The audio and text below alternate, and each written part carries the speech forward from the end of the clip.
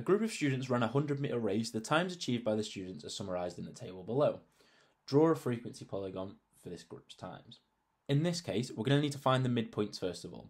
So finding the midpoints is just going to be the values halfway in between each class. So this one, what's halfway in between 10 and 12? You might be able to do it off the top of your head and say 11. Or if you needed to do a calculation, you can find the average of the two by summing all of the terms and then dividing by how many terms there are, 2, because it's just 10 and 12. So 10 plus 12 is 22, over 2, so 11. Repeating this process for the rest of the classes. So we'll get this. From there, we need to draw an axis that accommodates our midpoints as our x values, our horizontal axis, a vertical axis that accommodates our frequencies, so that needs to go from at least 1 up to at least 12. And then also we can add some titles. We can put 100-metre times as our title. This can also be our 100-metre times t seconds can be our horizontal axis label. And then frequency will be our vertical axis label. That results in this axis here. So you can see our frequency goes from 0 to 12 because that fits all of our frequencies in but isn't too big. Obviously there's no point in going all the way up to 50 because you're just wasting space at that point. Same for the x-axis, our horizontal axis. It starts at 10 because we don't need to really go lower than that because our smallest frequency is 11. You could start at 0 but maybe you're wasting a little bit of paper there or a little bit of space. Your graph might be a little bit small. And it only goes up to 22 because our biggest is 21, so just enough to fit it on. From there, we can plot the midpoints against the frequencies. So the midpoints determine how far across the points are, and the frequencies determine how far up the points are. That results in this.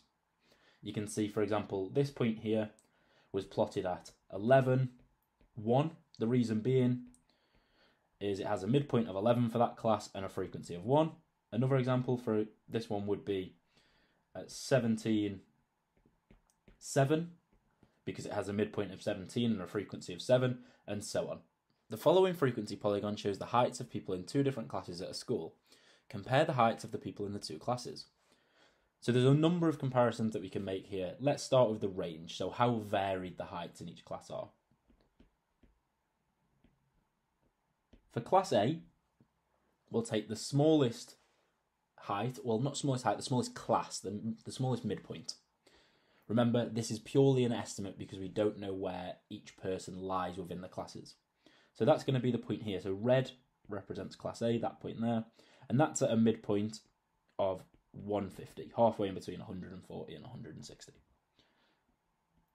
So 150 is the smallest, and the largest is going to be this point here, which is halfway in between 200 and 220, so 210. To work out the range, we're going to have to subtract those. So 210, take away 150, and you get a range of 60. For B, you have a smallest value of 150 again, because that corresponds to this point. And then you might think, well, the highest value is going to be 210 as well, because of this point.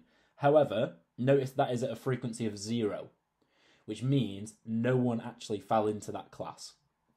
So we're going to have to look at this point, which is a midpoint of 190. So working out the range, we can do 190, take away 150, and you get 40. So what comparison is this? Well, it tells us that Class A's heights are more varied than Class B's heights because the range is bigger. What that means is the people in Class B, their heights will be a lot more similar to each other. Whereas Class A, you might have some really tall people and some quite a lot shorter people. So very, very varied, whereas Class B, they're a little closer together. Another thing we can find is the size of each class. All we need to do to compare them is find the total frequency. So looking at the red line, the line for Class A first of all, this one corresponds to a frequency of 2.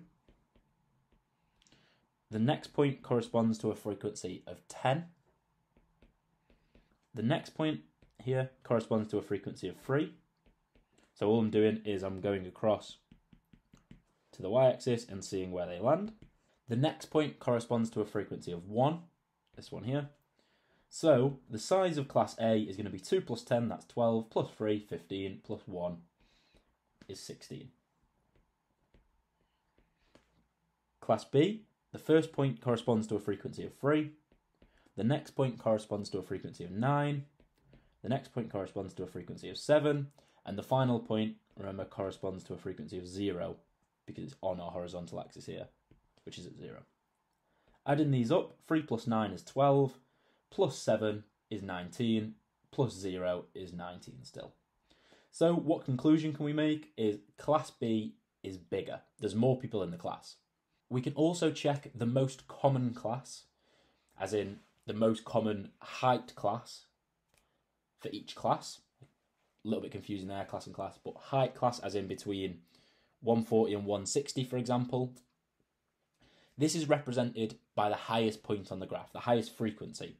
So those 2 points there for Class A and Class B.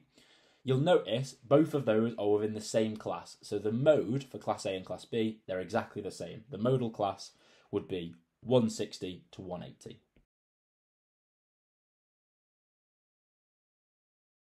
If you found this video useful, why not try the topic test on our learning platform?